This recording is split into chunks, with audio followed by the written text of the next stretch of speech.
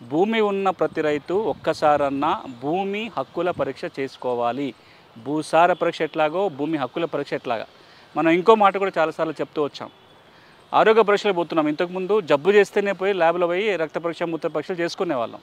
కానీ ఇప్పుడు సంవత్సరానికి ఒకసారి, 2 నెలలకు, 3 నెలలకు ఒకసారి మనమే పోతున్నాం ల్యాబ్కి పోయి అన్ని రకాల పరీక్షలు చేసుకొని అన్ని బాగానే ఉన్నాయో చూసుకుంటున్నాం. బాగున్నాయంటే సంతోషం, బాగలేకపోతే వెంటనే మనం ఏదో వైద్యం చేయించుకునే ప్రయత్నం చేస్తాం. అచ్చం అట్లాగే భూమి హక్కుల పరీక్ష జరగాలి. అది జరగాలంటే మీరు అడిగిన ప్రశ్న, భూమి హక్కులు ఏమున్నాయో ఎప్పటికప్పుడు చూసుకోవాలి. తెలంగాణ, ఆంధ్రప్రదేశ్ రాష్ట్రంలో చాలా ర్యాపిడ్గా, చాలా తొందరగా భూమి చట్టాలలో మార్పులు వస్తున్నాయి, భూమి రికార్డుల మార్పులు వస్తున్నాయి.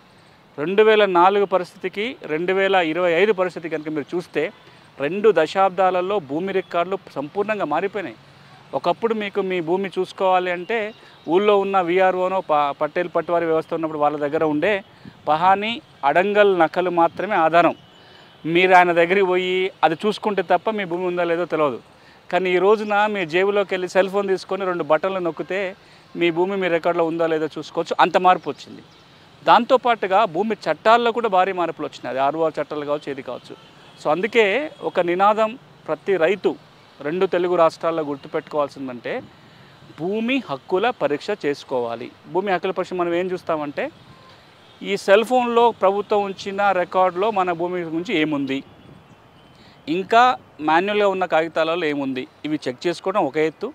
రెండోది మన దగ్గర ఉన్న కాగితాలు ఒకసారి పరిశీలించి చూసుకోవాలి. రైతు దగ్గర ఏముంటాయి, భూమి ఉన్న వాళ్ళ దగ్గర పట్టదారు పాస్ పుస్తకం, భూ యాజమాన్య హక్కుపత్రం. ఇంతకుముందు 2 పుస్తకాలు, ఇప్పుడు 1 పుస్తకంగా మారింది. ఏదన్నా దస్తావేజులు కొనుగోలు చేస్తే ఆ దస్తావేజులు లేదా ప్రభుత్వం వచ్చి సర్టిఫికేట్స్, ఈ కాగితాలన్నిటినీ ఒకసారి చూసుకోవాలి. రెండోది కీలకంగా ఏంటంటే ఎప్పటికప్పుడు ఆ సంవత్సరంలో మారిన రికార్డుని ప్రింట్ తీసి చూసుకోవాలి. ఇవన్నీ చూసుకుంటూనే అప్పుడు మనకు భూమి హక్కు భద్రంగా ఉందా లేదా అన్న విషయం తెలుస్తుంది.